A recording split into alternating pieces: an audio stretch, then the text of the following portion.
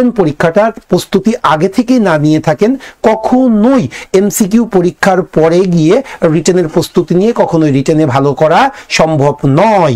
কারণটা কি? কারণটা হলো এমসিকিউ আপনি 15-20 দিন ভাই দরজা সব জানালা বন্ধ করে পড়াশোনা করলেন, একেবারে 15 থেকে 18 ঘন্টা পড়াশোনা করলেন, এমসিকিউ কিন্তু কাভার হয়ে যায়, কিন্তু রিটেন পার্টটা কিন্তু কখনোই কাভার হবে না। কারণ রিটেনটা এটা একটা কন্টিনিউয়াস প্রসেস, আপনাকে বেশ কিছুদিন ধরে কন্টিনিউয়াসলি ইফোর্ট দিয়ে যেতে হবে, নিয়মিত প্র্যাকটিস করে যেতে হবে, তাহলে দেখবেন যে 2 থেকে 3 মাসের মধ্যে আপনি রিটেন পার্টটাতে একটু ভালো করতে পারতেছেন বা একটা ভালো অবস্থানে চলে গিয়েছেন, তখনই কিন্তু আপনার জব পাওয়াটা সম্ভব হবে।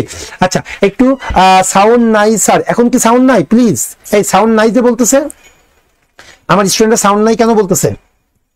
আপনার সাউন্ড শুনতে পাচ্ছেন কিনা? All clear, all clear. Okay, Poly Akter বেশ ভালো, একটু আগে আমার সাথে লাইভে ছিল, আমি আরেকটা লাইভ নিয়েছিলাম, সো আবার যুক্ত হয়েছেন, অসংখ্য ধন্যবাদ। সো আমি যেটা বলতে গিয়েছিলাম ভাই, রিটেন পার্টটা আপনারা যারা ব্যাংকার হওয়ার স্বপ্ন দেখেন, আপনাদের ব্যাংকার হওয়ার পিছনে প্রথম যে প্রতিবন্ধকতা দেখবেন, অনেক স্টুডেন্ট তারা কিন্তু 2-2.5 বছর ধরে প্রস্তুতি নিচ্ছে, কিন্তু তাদের জব হচ্ছে না। এর একমাত্র কারণটা কি জানেন?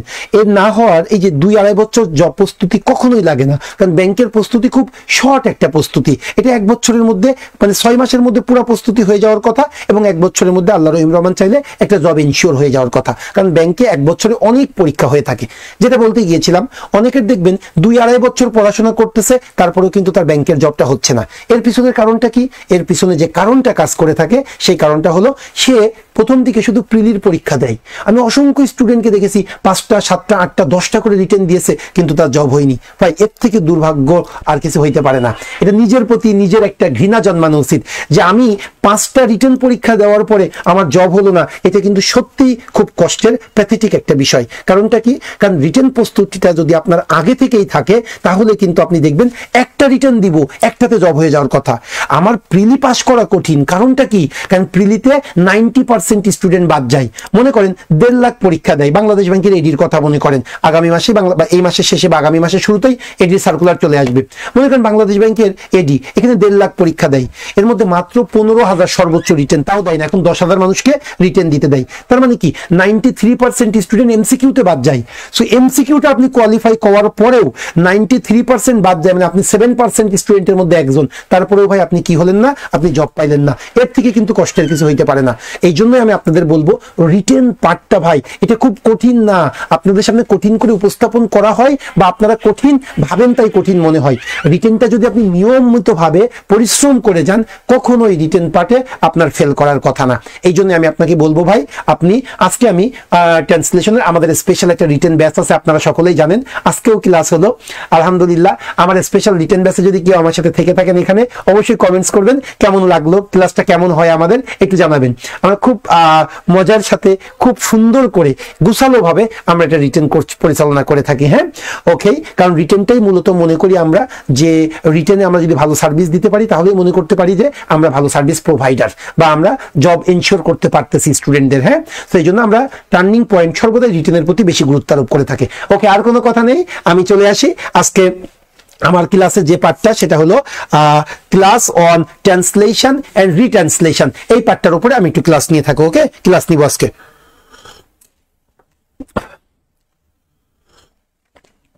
ওকে, সো চলে আসেন, আমরা এখন শুরু করি। আমরা প্রথমে যে কাজটা করব, বেঙ্গলি টু ইংলিশ ট্রান্সলেশন, আমরা বাংলা থেকে যে ইংলিশ ট্রান্সলেশন আছে এই ট্রান্সলেশনটা আমি একটু করব।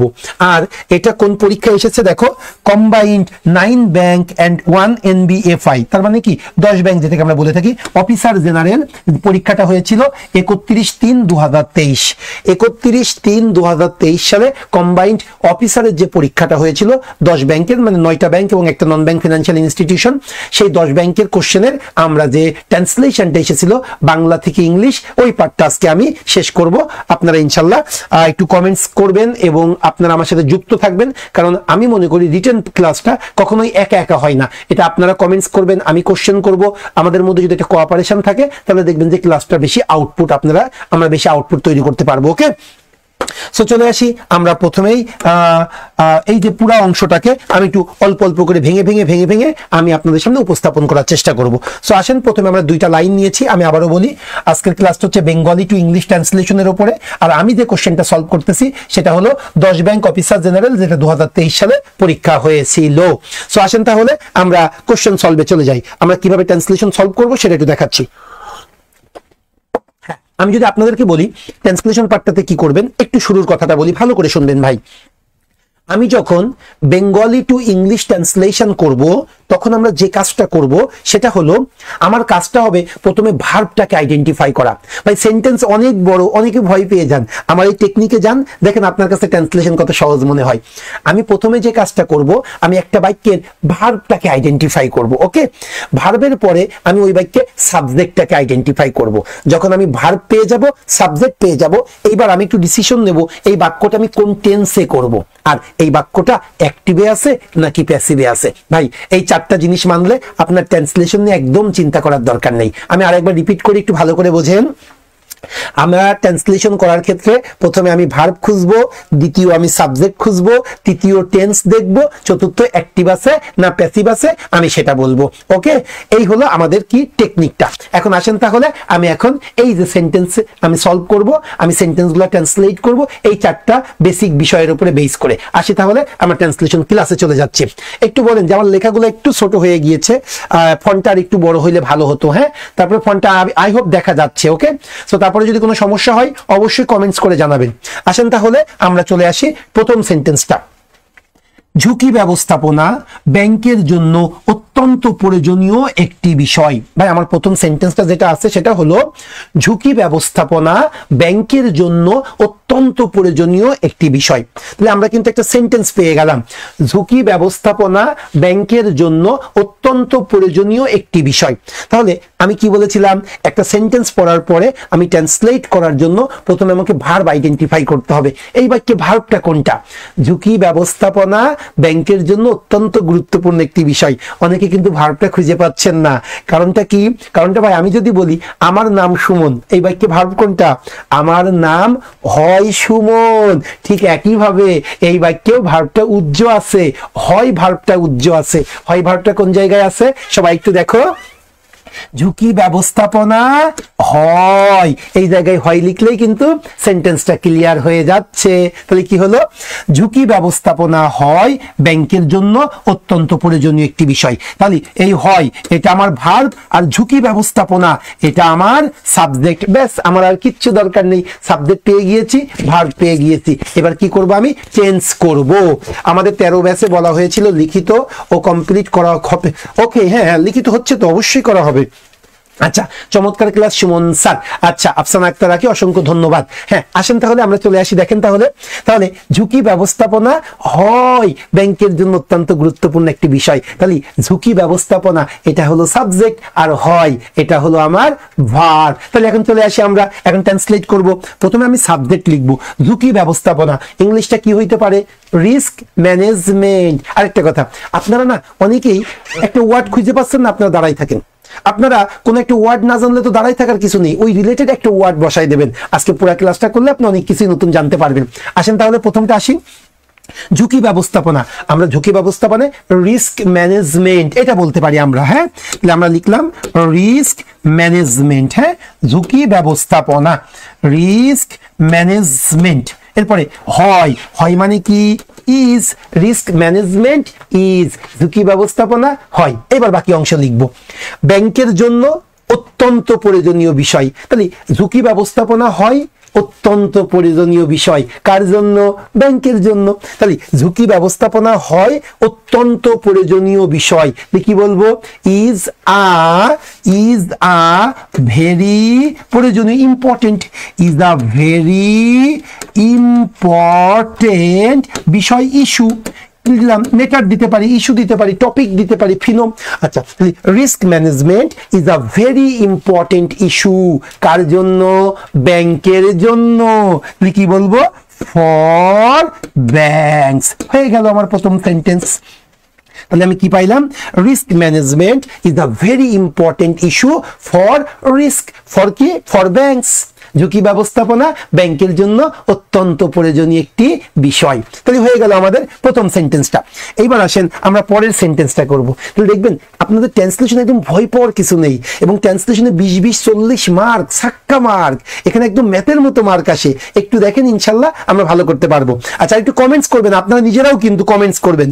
যেমন পলি আক্তার কমেন্টস করেছে, risk management is a very important issue for banks. Nice nice. Okay, এখন আসেন আমরা পরের সেন্টেন্সে চলে যাই। সবাই দেখি পরের সেন্টেন্স কি বলতেছে। ব্যাংক সাধারণ জনগণের আমানত এবং সঞ্চয় রক্ষা করে। 2 নাম্বার সেন্টেন্সটা একটু দেখেন। ব্যাংক সাধারণ জনগণের আমানত এবং সঞ্চয় রক্ষা করে। আমি কি বলেছিলাম, একটা সেন্টেন্স পড়ার পরে কাজটা হবে ভার্ব আইডেন্টিফাই করা। তাহলে এই বাক্যে ভার্ব কোনটা? রক্ষা করে, এটা আমার ভার্ব। কে রক্ষা করে? ব্যাংক রক্ষা করে।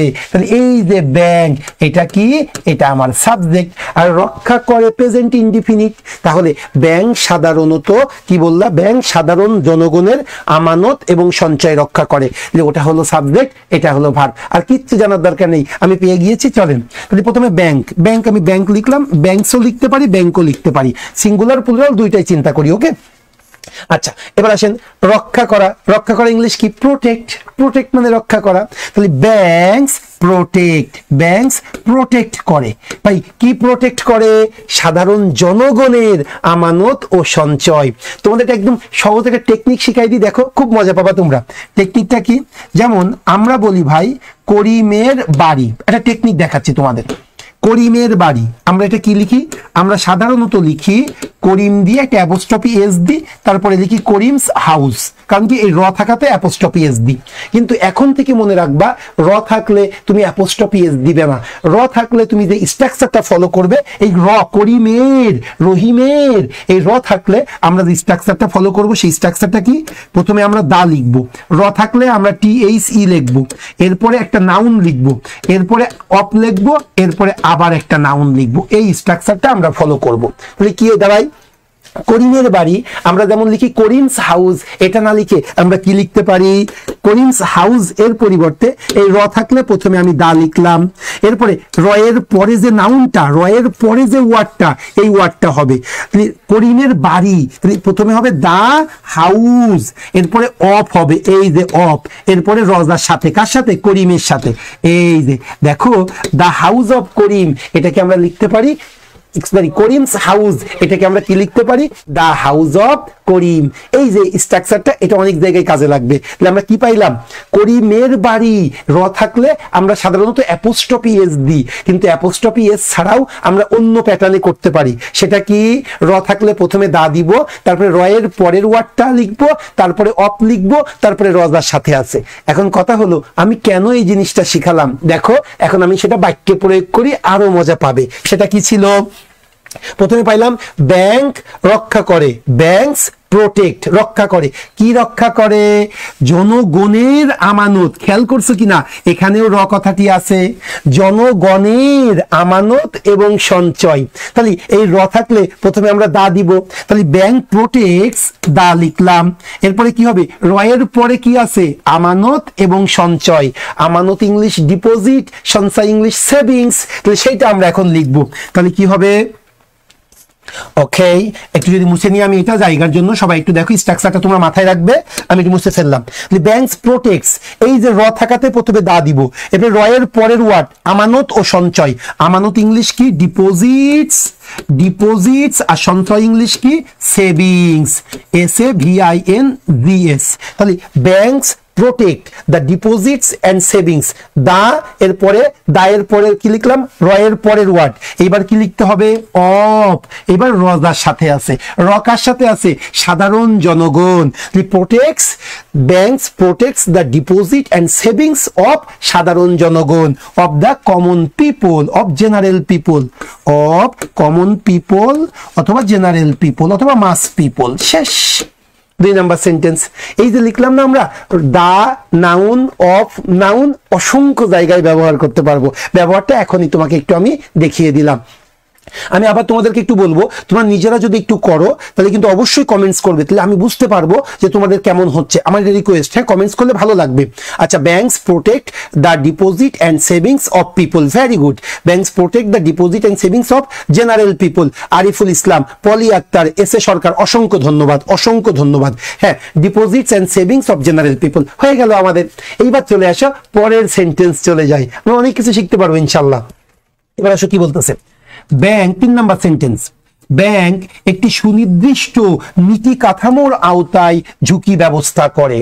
আবার বলি, ব্যাংক একটি সুনির্দিষ্ট নীতি কাঠামোর আওতায় ঝুঁকি ব্যবস্থাপনা করে। ব্যাংক একটি সুনির্দিষ্ট নীতি কাঠামোর আওতায় ঝুঁকি ব্যবস্থাপনা করে। আমি আবার বলছিলাম ভার্বটা চিন্তা করা, ভার্ব কোনটা? ব্যবস্থাপনা করা, ব্যবস্থাপনা করা, এটা আমার ভার্ব। আর সাবজেক্ট কে ব্যবস্থাপনা করে? ব্যাংক ব্যবস্থা করে। ব্যাংক হবে আমার সাবজেক্ট আর ব্যবস্থাপনা করা এটা আমার ভার্ব। হয়ে গেল। তাহলে আমি সাবজেক্ট ভার্ব আগে লিখবো। হ্যাঁ, সাবজেক্ট ভার্বটা কি? ব্যাংক ব্যবস্থাপনা করে। ব্যাংক, আবার ব্যাংকস ব্যবস্থাপনা করে, ইংলিশ কি? ম্যানেজ। ম্যানেজ মানে ব্যবস্থাপনা করা, আর ম্যানেজমেন্ট মানে ব্যবস্থাপনা, একটা নাউন একটা ভার্ব। তাহলে banks manage, banks MANAGE, banks manage, banks manage করে। কি ম্যানেজ করে? ঝুঁকি ম্যানেজ করে। Bank manage, banks manage the risk, the risk, bank manage the risk, bank risk গুলা ম্যানেজ করে। কিভাবে? একটি সুনির্দিষ্ট নীতি কাঠামোর আওতায়। আওতায় মানে কি? আন্ডার, একটা নির্দিষ্ট কি নীতি কাঠামোর আওতায়, একটা নির্দিষ্ট নীতি কাঠামোর আওতায় কি বলতে পারি? আন্ডার আ নির্দিষ্ট নীতি কাঠামো, আন্ডার আ নির্দিষ্ট নীতি কাঠামো। Banks manage the risk under, under a সুনির্দিষ্ট, স্পেসিফিক বা সার্টেইন, এটা বলতে পারি। Under a specific, under a specific নীতি কাঠামো, কি বলতে পারি? পলিসি, নীতি পলিসি কাঠামো, framework. Under a specific policy framework, policy framework, framework, ব্যাস হয়ে গেল। কি ছিল কোশ্চেনটা, আমার সেন্টেন্সটা? ব্যাংক একটি সুনির্দিষ্ট নীতি কাঠামোর আওতায় ঝুঁকি ব্যবস্থাপনা করে। Banks manage the risk, bank risk manage করে। কিভাবে? একটি সুনির্দিষ্ট নীতি কাঠামোর আওতায়, আন্ডার, থ্রু, থ্রু দিতে পারি আমরা, থ্রু আ স্পেসিফিক পলিসি। তাহলে under a specific policy framework, through a specific policy framework. Okay, তোমরা 249 জন আছো, আমার আনসার কমেন্টস তো করবা মিনিমাম 100। আমার এখানে কমেন্টস আসছে 25টা 30টা। কারণটা কি? আমাদেরকে সবাইকে ট্রাই করতে হবে ভাই, ট্রাই না করলে তো আমরা আনসার মানে শিখতে পারবো না। নিজেদেরকে বলতে হবে, শিখতে হবে, তাহলে আমরা শিখতে পারবো। ওকে, আচ্ছা, এটাকে প্রিয়াঙ্কা দাস লিখেছে banks manage the risk under specific principles. খুব সুন্দর, আন্ডার স্পেসিফিক প্রিন্সিপালস। এই তো দেখো, দেখো চলে আসছে। কিন্তু আমি লিখলাম পলিসি ফ্রেমওয়ার্ক, ও লিখলো প্রিন্সিপাল, এটা কিন্তু ঠিক আছে, এটা হবে। হ্যাঁ, এরপরে Poly Akter, bank manage the risk under specific policy framework. Okay, banks manage the risk under a certain policy framework, কোনো সমস্যা নাই। তাহলে ভাই এইভাবে আমরা যখন করাটা শিখবো, আমার ভিতরে জড়তাটা চলে যাবে। ওকে, সো আমার 3টা সেন্টেন্স হয়ে গেল। এখন আসো আমরা পরের সেন্টেন্সে চলে যাই। আচ্ছা, আমাদের যেটা ছিল আমরা ওইটাই আসি, combined 9 bank and 1 non bank financial ইনস্টিটিউশনের জেনারেল অফিসার জেনারেল, যেটা 2023 সালের মার্চ মাসে পরীক্ষা হয়েছিল। এখন আসো আমরা পরের সেন্টেন্সগুলো আনসার করব। কি বলতেছে সবাই একটু আসো। আমানতকারীরা স্বার্থ সংরক্ষণের জন্য এটি জরুরি। আমানতকারীরা, আমানতকারীর, আমানতকারীর, এটা ছিল সেন্টেন্সে। সবাই শোনো, আমানতকারীর স্বার্থ সংরক্ষণের জন্য এটা জরুরি। আচ্ছা, আমি যদি বলি জব পাওয়া জরুরি, আমরা কি বলি? ইট is necessary to get a job. এটা জিনিসটা দেখো, লিঙ্ক করা, লিঙ্ক করা, লিঙ্ক করা। এখানে কি বললো? আমানতের স্বার্থ সংরক্ষণের জন্য কি ভাই? এটি জরুরি। এটি জরুরি, এখানে সেন্টেন্সটা আমরা কি বলতে পারি? এটি জরুরি মানে কি? এটি হয় জরুরি, এটা বলা যায় না? আমানতকারীর স্বার্থ সংরক্ষণের জন্য এটি জরুরি।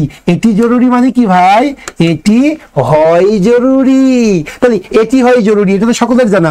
এটি হয় জরুরি, কি বলবো ভাই, ইট is necessary, NECESSARY, it is urgent, it is necessary, it is compulsory. আচ্ছা, এটি হয় জরুরি, ইট ইজ নেসেসারি কিসের জন্য, স্বার্থ সংরক্ষণের জন্য, স্বার্থ সংরক্ষণের জন্য, স্বার্থ সংরক্ষণের জন্য কি বলবো ভাই, সংরক্ষণ কি, protect, for protecting, it is necessary for protecting, PROTECI, protecting, it is necessary for protecting, কি প্রোটেক্ট করব, স্বার্থ, আমানতকারীর স্বার্থ। এদিকে দেখো সবাই, ইট ইজ নেসেসারি এটা হয় জরুরি, কি করা জরুরি, সংরক্ষণের জন্য, ফর প্রোটেক্টিং, সংরক্ষণের জন্য জরুরি, কিসের সংরক্ষণ, কিসের সংরক্ষণ, আমানতকারীর স্বার্থ। আবার দেখো তো র চলে এসেছে কিনা, আমানতকারীর স্বার্থ, তাহলে কি হবে, ফর প্রোটেক্টিং, এই র কথাটি থাকলে একটু আগে শিখেছি দা বসে, এরপরে র এর পরের ওয়ার্ড, র এর পরে কি, স্বার্থ, স্বার্থ ইংলিশ কি, ইন্টারেস্ট, দা ইন্টারেস্ট অফ, এইবার কি ভাই, আমানতকারী, ডিপোজিটরস, ডিপোজিটরস হয়ে গেল। তাহলে ইট ইজ নেসেসারি এটা হয় জরুরি, কিসের জন্য, সংরক্ষণের জন্য, ফর প্রোটেক্টিং, সংরক্ষণের জন্য, কি সংরক্ষণ, আমানতকারীর স্বার্থ, যেহেতু র আছে, র থাকলে প্রথমে দা দি, তারপরে র এর পরের ওয়ার্ড, তারপরে অফ, তারপরে রদার সাথে আছে, it is necessary for protecting the interest of depositors. Very good, okay, it is necessary to conserve, সংরক্ষণ, খুব সুন্দর, প্রোটেক্ট থেকে conserve, okay, to conserve the interest of the depositors, very good, very good, to conserve the interest of depositors. হ্যাঁ, কে লিখলো এরপরে, Dipankar, Dipankar, it is necessary for protecting the depositors interest, খুব সুন্দর, খুব সুন্দর। আচ্ছা, ব্যাংক জব হারাম, হারাম হালাল ভাই এটা কোনো মানে এটা পরের চিন্তা, আমি যেটা মনে করি আমি পরিশ্রম করে ভাই আমি টাকা পাচ্ছি, এটাতে তুমি হারামের বিষয়টা চিন্তা করো না, হারাম তুমি মানে আর বলার কিছু নেই, অনেক হুজুররা তো দেখি এগুলা। আচ্ছা, ইট ইজ ইমার্জেন্সি ফর, তুমি হারাম হালাল নিয়ে থাকো, তোমার জব করা লাগবে না ভাই, হ্যাঁ তুমি ইনশাল্লাহ তোমার মতো করে থাকো, দেখো তুমি কতদিন ঠিক থাকতে পারো। It is necessary to protecting the interest of the depositors. Okay, তাহলে আমাদের প্রথম সেন্টেন্সটা হয়ে গেল। এবার আসলে দ্বিতীয় সেন্টেন্সটা সলভ করব। কি বলতেছে সবাই একটু আসো। মন্দার সময়ে ঝুঁকি ব্যবস্থাপনার প্রয়োজনীয়তা আরো বেশি। এই মন্দার সময়ে ঝুঁকি ব্যবস্থাপনার প্রয়োজনীয়তা আরো বেশি। তাহলে এই বাক্য ভার্ব কোনটা একটু খোঁজো না, আগে একটু দেখি তো। মন্দার সময় ঝুঁকি ব্যবস্থাপনার প্রয়োজনীয়তা হয় আরো বেশি, ঝুঁকি ব্যবস্থাপনার প্রয়োজনীয়তা আরো বেশি। তার মানে কি, ঝুঁকি ব্যবস্থাপনার প্রয়োজনীয়তা হয় আরো বেশি। তাহলে কি বলতে পারি আমরা, তাহলে এখানে আমাকে প্রথমে ভার্ব খুঁজতে হবে। মন্দার সময়ে ঝুঁকি ব্যবস্থাপনার প্রয়োজনীয়তা হয় আরো বেশি। তাহলে হয়টা হলো আমার ভার্ব, কোন জিনিসটা হয় আরো বেশি, ঝুঁকি ব্যবস্থাপনার প্রয়োজনীয়তা হয়। তাহলে এই পুরাটা কিন্তু সাবজেক্ট, ঝুঁকি ব্যবস্থাপনার প্রয়োজনীয়তা এটা আমার সাবজেক্ট, আর হয়টা হলো আমার ভার্ব। সাবজেক্ট আর ভার্ব হয়ে গেল। তাহলে আগে আমরা সাবজেক্টটা লিখি। সাবজেক্ট কোনটা, ঝুঁকি ব্যবস্থাপনার প্রয়োজনীয়তা। তোমরা একটা জিনিস খেয়াল করেছো কিনা, একটা জিনিস শিখলে কত জায়গায় ব্যবহার করা যায় দেখো না। এখানে আর এটা তো আমার নিজের তৈরি না, এটা তো একটা ব্যাংকের কোশ্চেন, তাই না? দেখো এই জায়গায় কতবার ব্যবহার করা যাচ্ছে। তাহলে আমার সাবজেক্ট কোনটা, ঝুঁকি ব্যবস্থাপনার। এই আবার র আছে না, যখনই র থাকে এদিকে দেখো না, ঝুঁকি ব্যবস্থাপনার র থাকলে প্রথমে দা দিব, তারপরে র এর পরে কি, প্রয়োজনীয়তা। প্রয়োজনীয় ইংলিশ কি, নেসেসিটি, ইম্পর্টেন্স। দা নাউন হবে, হ্যাঁ, দা ইম্পর্টেন্স। এরপরে কি হয়, অফ হয়। এরপরে রজার সাথে আছে, র কার সাথে আছে, ঝুঁকি ব্যবস্থাপনা, risk management. The importance of risk management, the importance of risk management. দেখো না, ঝুঁকি ব্যবস্থাপনার প্রয়োজনীয়তা। এরপরে কি হয়, হয় মানে কি, ইজ।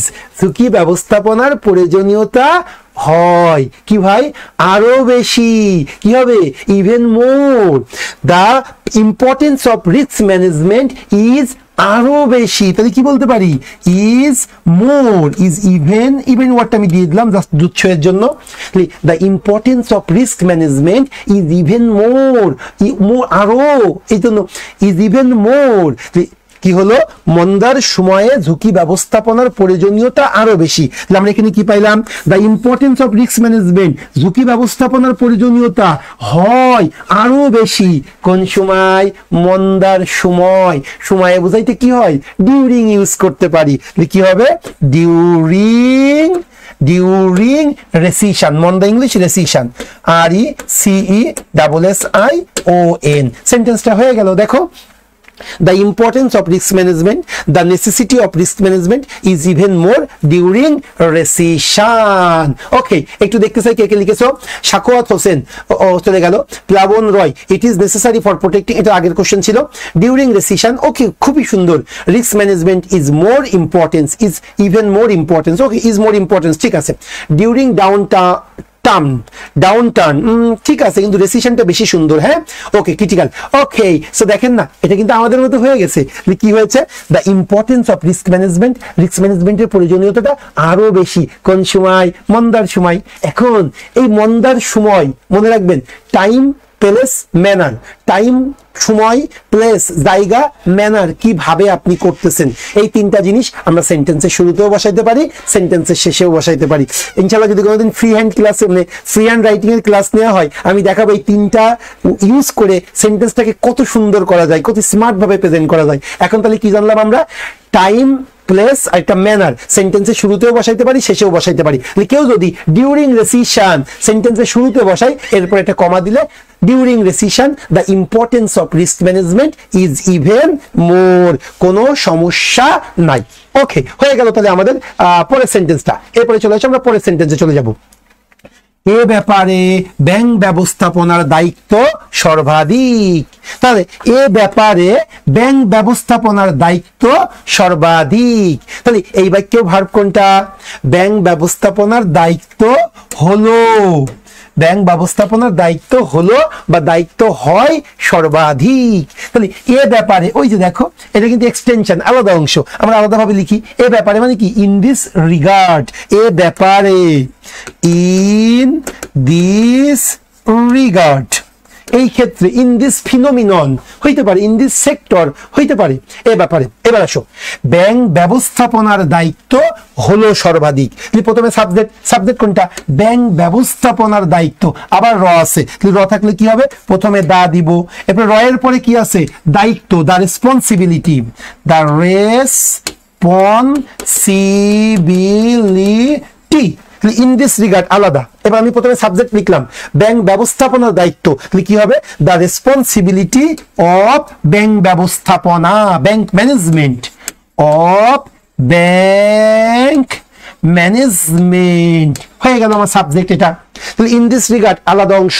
এরপরে আমি সাবজেক্ট কোনটা, ব্যাংক ব্যবস্থাপনার দায়িত্ব, র থাকাতে the responsibility of bank management is সর্বাধিক। তাহলে সর্বাধিক কি, সুপারলেটিভ করে দিই, is the most, is the most হয়ে গেল, এতটুকু হইলেই হয়েছে। তাহলে এ ব্যাপারে, ইন দিস রিগার্ড, ব্যাংক ব্যবস্থাপনার দায়িত্ব, the responsibility of bank management কি সর্বাধিক, হয় সর্বাধিক, ইজ দ্য মোস্ট হয়ে গেল। The responsibility of bank management is the most হয়ে। ওকে, এইবার চলে আসো আমরা পরের সেন্টেন্সে চলে যাই, পরের সেন্টেন্সে চলে যাই। আচ্ছা, একটু বুঝতেছো কিনা প্লিজ একটু কমেন্টস করো, যে আমি এই যে টেকনিকে আমরা ট্রান্সলেশন করতেছি এটা ইফেক্টিভ হবে কিনা, প্লিজ একটু বলো। In this sector, the duty of bank management, okay, the duty of bank management is the most, very good, very good. The responsibility of bank management is the most regarding these issues. পলি আক্তার, খুবই সুন্দর, খুবই সুন্দর। ওকে my dear student, এখন তাহলে চলে যাই আমরা পরের সেন্টেন্স, আরো একটা সেন্টেন্স বাকি আছে আমার। হ্যাঁ, এর নজরদারি করবে ব্যাংকের পরিচালনা পর্ষদ, এর নজরদারি করবে ব্যাংকের পরিচালনা পর্ষদ। তার মানে কি, ব্যাংকের পরিচালনা পর্ষদ এর নজরদারি করবে, ব্যাংকের পরিচালনা পর্ষদ এর নজরদারি করবে। আমি প্রথম সেন্টেন্সটা একটু মুছে দিলাম, আসো তাহলে আমরা এই জায়গায় এই অংশটা করব। তাহলে আসো, এর নজরদারি করবে ব্যাংকের পরিচালনা পর্ষদ। তাহলে প্রথমে ভার্ব খুঁজবো। ভার্ব কোনটা? নজরদারি করবে বা নজরদারি করা, এটা আমার ভার্ব। কে নজরদারি করবে? ব্যাংকের পরিচালনা পর্ষদ, এটা আমার সাবজেক্ট। ফিউচার ইনডিফিনিট টেন্স, প্রথমে সাবজেক্ট লিখবো। ব্যাংকের পরিচালনা পর্ষদ র আছে, তাহলে আমরা দুই ভাবে লিখতে পারি। হ্যাঁ, কি করিমস হাউস অথবা দ্য হাউস অফ করিম। তাহলে এখানে কি বলতে পারি? ব্যাংকস পরিচালনা পর্ষদ, বোর্ড অফ ডিরেক্টরস, অথবা the board of directors of bank. Okay, যে কোনো একটা। তাহলে আসো, আমরা যেহেতু সব জায়গায় দা বোর্ড অফ, এখানে আমরা কি করব? করিমস হাউস ওই স্টাইলে লিখতে চাচ্ছি। তাহলে ব্যাংকের পরিচালনা পর্ষদ, তাহলে কি বলবো আমরা?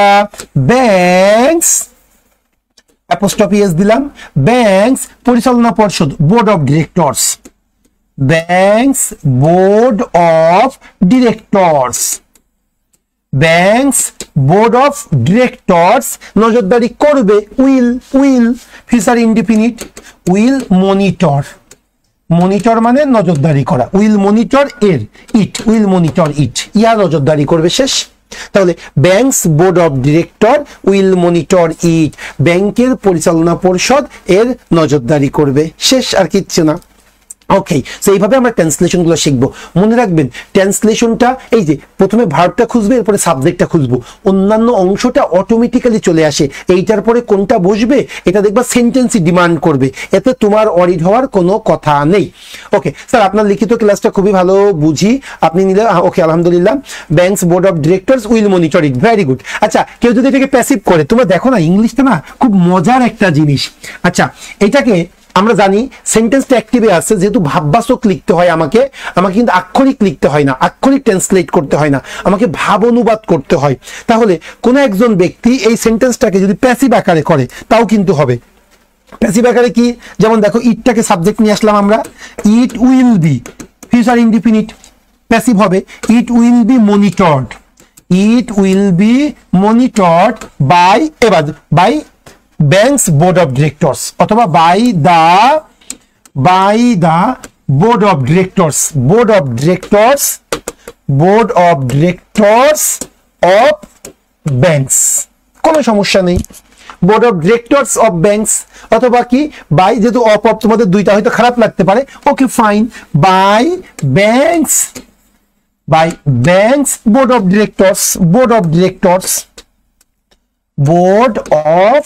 ডিরেক্টরস কোনো সমস্যা নাই, হয়ে গেল। তো প্যাসিভ করলেও কিন্তু কোনো ভুল নেই, ইট উইল বি মনিটরড, এটাকে কি হবে? নিয়ন্ত্রিত হবে। আর এটা কি? Board of directors will monitor it. So active passive দুইটাই কিন্তু আমরা এটা করতে পারি। সেইভাবে আমাদের ট্রান্সলেশন, রিজিট হওয়া যাবে না। ট্রান্সলেশনের ক্ষেত্রে আমাকে ওয়ার্ড শব্দ চয়নই লাগবে না। আপনি মনে করতেছেন কোন একটা সেন্টেন্স অ্যাক্টিভে আছে, আপনি মনে করতেছেন এটা যদি আমি প্যাসিভ করি আমার জন্য ফিল কমফোর্ট, ওকে ফাইন, হবে, কোনো সমস্যা নেই, কোনো মার্ক কাটা যাবে না।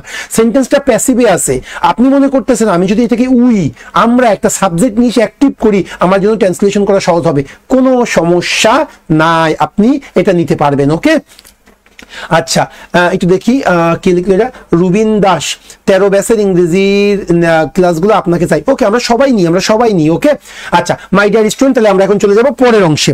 আরো কিছু পার্ট আছে এই সেন্টেন্সে, এরপরে ইংলিশ থেকে বাংলা। আচ্ছা, আমরা বাংলা থেকে ইংলিশটা যদি দেখি, আমরা আরো কিছু সেন্টেন্স আছে সেইগুলো আমরা একটু করার চেষ্টা করব।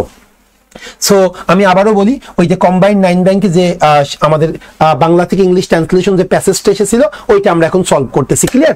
আচ্ছা আসি তাহলে, কি বলতেছে পরের সেন্টেন্স, ব্যাংক নতুন ঝুঁকির মুখোমুখি হচ্ছে। প্রথম সেন্টেন্সটা, ব্যাংক নতুন ঝুঁকির মুখোমুখি হচ্ছে, লাগে ভার্ব খুঁজবো। ভার্ব কোনটা? মুখোমুখি হচ্ছে, এটা ভার্ব। কে মুখোমুখি হচ্ছে? ব্যাংক মুখোমুখি হচ্ছে, এটা সাবজেক্ট, হয়ে গেল। আর কোনটেন্স? প্রেজেন্ট কন্টিনিউয়াস, মুখোমুখি হচ্ছে, আমি প্রেজেন্ট কন্টিনিউয়াসে করব। তাহলে এখন আসেন, প্রথমে সাবজেক্ট হবে ব্যাংকস বা শুধু ব্যাংকস। এবার মুখোমুখি হচ্ছে। আপনি মনে করেন মুখোমুখি কি হইতে পারে, মুখোমুখি কি হইতে পারে? আরে ব্যাংকস আর ফেসিং, ব্যাংক নতুন ঝুঁকির সামনে আসতেছে। আচ্ছা, ব্যাংকস আর ফেসিং আর কনফ্রন্টিং, নতুন ঝুঁকির মোকাবেলা করছে। এগুলো না ওই সাথে একটা ওয়ার্ড আপনাকে কি করতে হবে, মানানসই সামঞ্জস্যপূর্ণ একটা ওয়ার্ড ওর সাথে যুক্ত করতে হবে, তাহলেই তো হয়ে যায়। তাহলে ব্যাংকস প্রেজেন্ট কন্টিনিউয়াস হলে অ্যামিজার, এরপরে ভার্বের সাথে আইএনজি। তাহলে ব্যাংকস আর মুখোমুখি হওয়া মানে কি, ফেস করা, কনফ্রন্ট করা, ট্যাকেল করা, ট্যাকলিং, এটাও কিন্তু হবে। ওকে, তাহলে banks are facing, FACING, banks are confronting, সব হবে কিন্তু। হ্যাঁ, তাহলে ব্যাংকস আর ফেসিং কি, নতুন ঝুঁকির। তাহলে banks are facing new risks, new risk হয়ে গেল। ব্যাংকস নতুন মুখোমুখি হচ্ছে, banks are facing new risk. Okay, new risk, নতুন ঝুঁকি। এবার আমরা পরের সেন্টেন্সটা কি বলতেছে সেটা দেখবো, ভালো করে বুঝবেন। পূর্বে সাইবার নিরাপত্তা সংক্রান্ত বিষয়গুলো যথাযথ গুরুত্ব পায়নি। তাহলে আসেন ভাই, কি হলো? পূর্বে সাইবার নিরাপত্তা সংক্রান্ত বিষয়গুলো যথাযথ গুরুত্ব পায়নি। তাহলে এই বাক্যে আমি আগে ভার্ব খুঁজবো। ভার্ব কি? যথাযথ গুরুত্ব পায়নি, গুরুত্ব পায়নি, এটা আমার ভার্ব। সাবজেক্ট কি? দেখেন না, কে গুরুত্ব দেয়নি, এই বাক্যটা কিন্তু অ্যাক্টিভ না, এই বাক্যটা প্যাসিভেই আছে। পূর্বে সাইবার নিরাপত্তা বিষয়গুলো যথাযথ গুরুত্ব পায়নি, তার মানে কি এই বাক্যটা প্যাসিভ। প্যাসিভের ক্ষেত্রে কি অবজেক্টটাকে সাবজেক্ট ধরতে হয়। কোন জিনিসটা গুরুত্ব পায়নি, কোন জিনিসটা যথাযথ গুরুত্ব পায়নি? সাইবার নিরাপত্তা সংক্রান্ত বিষয়গুলো, সাইবার নিরাপত্তা সংক্রান্ত বিষয়গুলো, এই পুরাটা আমার সাবজেক্ট, আর গুরুত্ব পায়নি এটা আমার কি হবে? ভার্ব। ব্যাস, পাইনি, এটা আমার ভার্ব। তাহলে এখন আসেন আমরা এটা কি করব ভাই, পূর্বের কথা বলেছে যেহেতু আমরা এটা পাস্ট ইনডিফিনিট টেন্সের প্যাসিভ করে দিব। ওকে, তাহলে এখন আসেন প্রথমে পাস্ট ইনডিফিনিট টেন্সের প্যাসিভের স্ট্রাকচার কি? পাস্ট ইনডিফিনিট টেন্সের প্যাসিভের স্ট্রাকচার কি? অবজেক্টকে সাবজেক্ট, এরপরে ওয়াজ অথবা ওয়ার, এরপরে ভার্বের 3 নাম্বার ফর্ম। অবজেক্টকে সাবজেক্ট, এরপরে ওয়াজ অথবা ওয়ার, এরপরে ভার্বের 3 নাম্বার ফর্ম। আগে অবজেক্টকে সাবজেক্ট করব। সাইবার নিরাপত্তা সংক্রান্ত বিষয়গুলো, cyber security related issues, cyber নিরাপত্তা সংক্রান্ত বিষয়গুলো, এটাকেই তো আমি লিখবো।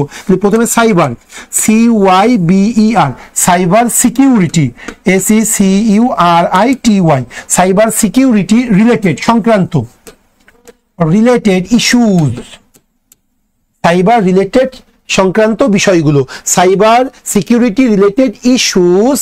এবার কি প্যাসিভ করতে হবে, যেহেতু প্যাসিভ, এটা কি plural, cyber security related issues, এই জন্য ওয়ার নট, ওয়ার নট কি হবে? পাইনি। তাহলে কি হবে? ওয়ার নট, পাওয়া ইংলিশ কি? গেট। তাহলে পাস্টের 3 নাম্বার ফর্ম কি হবে? Got. Were not got, were not got কি যথাযথ গুরুত্ব পায়নি। যথাযথ কি বলবো? Due importance, proper importance. Were not got কি হবে?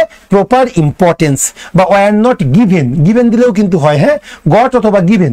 Were not got proper importance বা ডিউ ইম্পর্টেন্স, এটা বেশি সুন্দর। DUE, due importance, importance in earlier, পূর্বে, ইন আর্লিয়ার, আর্লিয়ার কথাটি কিন্তু আমরা আগেও বসাইতে পারতাম, ইন আর্লিয়ার, ইন আর্লিয়ার।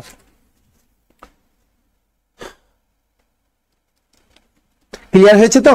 তাহলে পূর্বে সাইবার নিরাপত্তা সংক্রান্ত বিষয়গুলো যথাযথ গুরুত্ব পায়নি। তাহলে কি হবে? Cyber security related issues were not got due importance in earlier, অথবা ওয়ার নট গিভেন, দেওয়া হয়নি, were not given due importance, যথাযথ গুরুত্ব দেওয়া হয়নি। কি হয়েছে? যথাযথ, ডিউ ইম্পর্টেন্স, যথাযথ গুরুত্ব। Okay my dear student, banks are taking new risk, এটা হয়ে গিয়েছে। পরের সেন্টেন্সগুলোও কিন্তু তোমাদেরকে কমেন্টস করতে হবে, নিজেরা কমেন্টস করলে বোঝা যায়, কমেন্টস না করলে অ্যাটলিস্ট এই সেন্টেন্সটা পুনরায় লিখতে হয়। তাহলে কি হয়? তাহলে আমার মাথায় ঢোকে, জিনিসটি স্টেবিলিটি বাড়ে। ওকে ওকে, এইবার আসেন আমাদের বাংলা থেকে ইংলিশের লাস্ট সেন্টেন্স কি বলতেছে সেটা আমরা একটু দেখব। সবাই দেখেন লাস্ট সেন্টেন্স। সময়ের সাথে সাথে এ ধরনের ঝুঁকি মোকাবেলায় মনোযোগী হয়ে উঠেছে ব্যাংকগুলো। তাহলে কি হলো, সময়ের সাথে সাথে এ ধরনের ঝুঁকি মোকাবেলায় মনোযোগী হয়ে উঠেছে ব্যাংকগুলো। সময়ের সাথে সাথে, এই সময়ের সাথে সাথে ইংলিশ কি একটু কমেন্টস করেন। সময়ের সাথে সাথে কি বলতে পারি? সময়ের সাথে সাথে, with the passage of time বলতে পারি না? With the passage of time, সময়ের সাথে সাথে। এরপরে আসি, এটা কিন্তু এক্সট্রা অংশ, সময়ের সাথে সাথে। মূল সেন্টেন্স কোনটা? এ ধরনের ঝুঁকি মোকাবেলায় মনোযোগী হয়ে উঠেছে ব্যাংকগুলো। এখন আগে আমরা কি খুঁজবো? আগে ভার্ব খুঁজবো। ভার্ব কোনটা? মনোযোগী হয়ে উঠেছে, মনোযোগী হওয়াটা ভার্ব, হয়ে উঠেছে এটা হলো আমার ভার্ব। কে মনোযোগী হয়ে উঠেছে? ব্যাংকগুলো, এটা আমার সাবজেক্ট।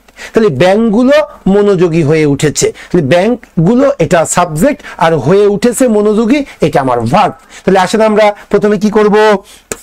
এক্সট্রা অংশ শুরুতেও বসাইতে পারি, এক্সটেনশন যে পার্টটা শুরুতেও বসাইতে পারি, শেষেও বসাইতে পারি। তাহলে সময়ের সাথে সাথে, শুরুতে যেহেতু আছে শুরুতে বসাই, কেউ শেষে বসালে কোনো সমস্যা নেই।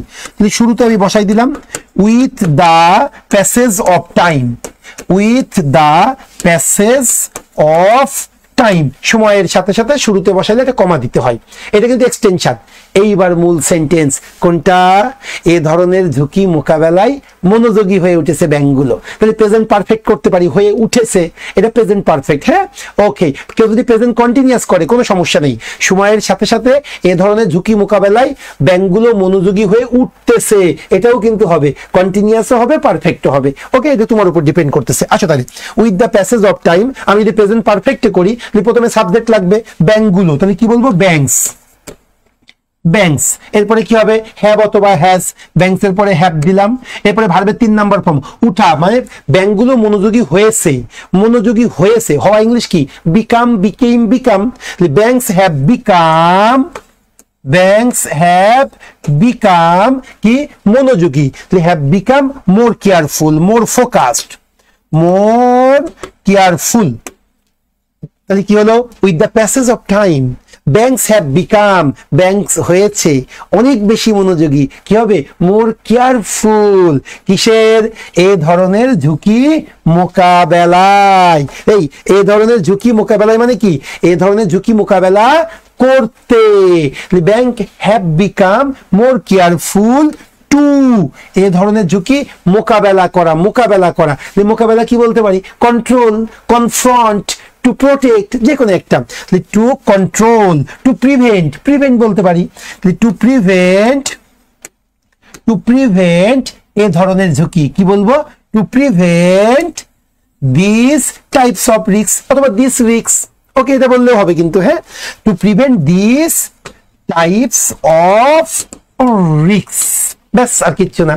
তাহলে with the passage of time, সময়ের সাথে সাথে, with the passage of time, সময়ের সাথে সাথে কি হলো? ব্যাংকস, এখানে কমা দাও, with the passage of time. এবার banks have become more careful, bank কি হয়ে গেছে? অনেক বেশি কেয়ারফুল হয়েছে। কি করতে? এই ধরনের ঝুঁকি মোকাবেলা করতে। Two prevent this types of risk হয়ে গেল, two prevent this types of risk. এখন আসো, মোকাবেলা করার আরেকটি ইংলিশ আছে কিন্তু, টু প্রিভেন্টের জায়গায় আমরা অন্য কিছু কিন্তু দিতে, with the passage of time. Okay, আমি তো with the passage of time লিখেছি, এখানে কেউ অন্যগুলো লিখলেও হবে, ওভার টাইম লিখলেও হবে, ওভার টাইম লিখলেও হয়। হ্যাঁ, ওভার টাইম লিখলেও হয়, ওভার টাইম, সময়ের সাথে সাথে। আচ্ছা, এখন আসেন, তাহলে with the passage of time banks have become more careful. এখন টু প্রিভেন্টের জায়গায় অন ডিলিংও হয়, banks have become more focused. কেউ যদি এভাবেও লেখে কোনো সমস্যা নেই, banks have become more focused, more focused on dealing, DEALING, on dealing with this risk, on dealing with this risk। শেষ। তার মানে ভাই জিনিসটা যেটা দাঁড়াইলো, ভয় পাওয়ার কিচ্ছু নেই। ট্রান্সলেশনটা এটা আপনি, এই যে আমি যে স্টাইলটা বললাম, এই স্ট্র্যাটেজি ফলো করে আপনি জাস্ট আজ থেকে প্রতিদিন মিনিমাম 5 লাইন করে বাংলা থেকে ইংলিশ ট্রান্সলেশন প্র্যাকটিস করেন। অনলি ফর 5 লাইনস আপনি যদি বাংলা থেকে ইংলিশ ট্রান্সলেশন প্র্যাকটিস করেন, দ্যাটস ইনাফ ফর ইউ, আর কিচ্ছু লাগবে না। দেখবেন একটা টাইম পরে, আপনি একটা টাইম পরে দেখবেন যে বেশ একটা ভালো অবস্থানে চলে এসেছেন। আর আমাদের যে রিটেন ব্যাচটা আছে, আমরা যে কাজটা করি একেবারে ইজি, মিডিয়াম, হার্ড, আমরা সব টাইপের ট্রান্সলেশন ট্রান্সলেশনগুলো করানোর চেষ্টা করি। এইভাবেই আমরা আমাদের রিটেন ক্লাসগুলো পড়িয়ে থাকি এবং আমাদের রিটেন ক্লাসে আলহামদুলিল্লাহ ফিডব্যাক খুবই খুবই খুবই ভালো।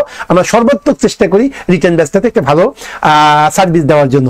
এবং একটা আমি আপনাদেরকে গুড নিউজ অ্যানাউন্স করি, ইনশাল্লাহ আমরা আমাদের অফলাইনের যে আমাদের রিটেন ব্যাচটা সেটা আমরা 4 নাম্বার ব্যাচটা শেষ করে 5 নাম্বার ব্যাচ অফার করতেছি এবং অনলাইনেও কিন্তু আমরা রিটেনের একটা ব্যাচ আগামী মাসে অফার করব। আগামী মাসের 1 তারিখেই আমরা রিটেন ব্যাচ অফার করব।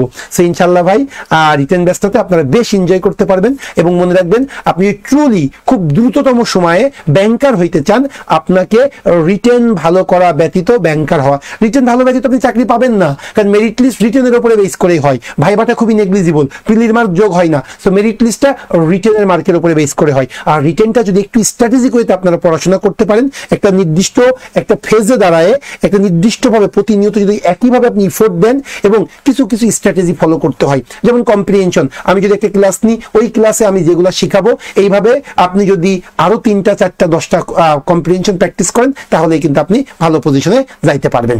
ওকে মাই ডিয়ার স্টুডেন্ট, একটু বলবো বাংলা থেকে ইংলিশ ট্রান্সলেশন আপনারা অনেস্টলি বুঝতে পেরেছেন কিনা একটু বলতে হবে, যে একটু হলেও আপনার কনফিডেন্স লেভেল বেড়েছে কিনা বা আমি আপনাকে ক্লিয়ার বুঝাইতে পেরেছি কিনা। ওকে, এইভাবে আমার ইনশাল্লাহ আমি রিটেন পার্টটা কন্টিনিউ করতে থাকবো। আমি সপ্তাহে মিনিমাম সপ্তাহে 1 দিন বা 2 দিন আমরা এভাবে রিটেনের আমরা ফ্রি ক্লাসগুলো দেওয়ার চেষ্টা করব, যেগুলো ফেসবুক লাইভ হবে, আপনারা একটু নিয়মিত দেখবেন এবং টার্নিং পয়েন্টের পেজে থাকবেন। আরেকটা কথা বলি, যারা ব্যাংকার হওয়ার স্বপ্ন দেখেন তাদেরকে ইনশাল্লাহ আগামীকাল আমি একটা সেমিনারের আয়োজন করেছি। আগামীকাল রাত 8টার সময় একটা সেমিনার নিব, ইনশাল্লাহ আপনারা যুক্ত থাকতে পারেন। হ্যাঁ, আমাদের এখানে আপনারা জয়েন করতে পারেন, একটা ফর্ম পূরণ করে আপনাকে সেমিনারে জয়েন করতে হয়। ওকে, এমডি সুমন মিয়া, আলহামদুলিল্লাহ বুঝতে পেরেছি sir. Yes sir, thanks a lot. Banks have become more careful to prevent, very good, two prevent this types of risk over time. খুবই সুন্দর, খুবই সুন্দর স্যার, আমি আপনার স্টুডেন্ট। হ্যাঁ সুজাই, ওকে, ক্লাসটি খুব সুন্দর ছিল স্যার, আলহামদুলিল্লাহ আলহামদুলিল্লাহ। ওকে, থ্যাংক ইউ। সো আজকে রাত হয়েছে, আজকে সেমিনার একটা অফলাইনে সেমিনার নিয়েছি, কালকে ইনশাল্লাহ অনলাইনে সেমিনার নিব। এছাড়াও একটু আগে আমি একটা লাইভ ক্লাস কন্ডাক্ট করেছি, টার্গেট পয়েন্ট, আপনারা সকলে জানেন। যারা 11 থেকে 20তম গ্রেডের জন্য প্রস্তুতি নিচ্ছেন তাদের জন্য আমরা টার্গেট পয়েন্ট নামে আমাদের একটা সিস্টার কনসার্ন আর একটা ইউনিট আমরা চালু করেছি। আর টার্নিং পয়েন্ট এটা শুধু ব্যাংকারদের স্বপ্ন পূরণে কাজ করে থাকবে। কালকে 8:30 সেমিনার, 8:30টার সময় সেমিনার দেওয়া হয়েছে, আগামীকালকে 8:30টার সময় সেমিনার দেওয়া হয়েছে, আপনারা সেমিনারে যুক্ত থাকতে পারেন। আপনার ধৈর্যের তারিফ করতে হয়, এটা রবিন দাস ছুটির দিনেও নিজেকে সময় না দিয়ে এত রাত পর্যন্ত সার্ভিস দিয়ে যাচ্ছেন, অসংখ্য ধন্যবাদ ভাই। ইনশাল্লাহ তোমরা যদি এখান থেকে কিছু পেয়ে থাকো এটা প্রাপ্তি, এটা একটা প্রাপ্তি হিসাবে কাজ করে। ওকে, সো ভালো থাকবেন সবাই, আজকে পর্যন্ত রাখতেছি, আসলে একটু টায়ার্ড হয়ে গিয়েছি। ইনশাল্লাহ নেক্সট আগামীকালকে আবার দেখা হবে, ভালো থাকবেন সবাই, আল্লাহ হাফেজ। ওকে, দেখো।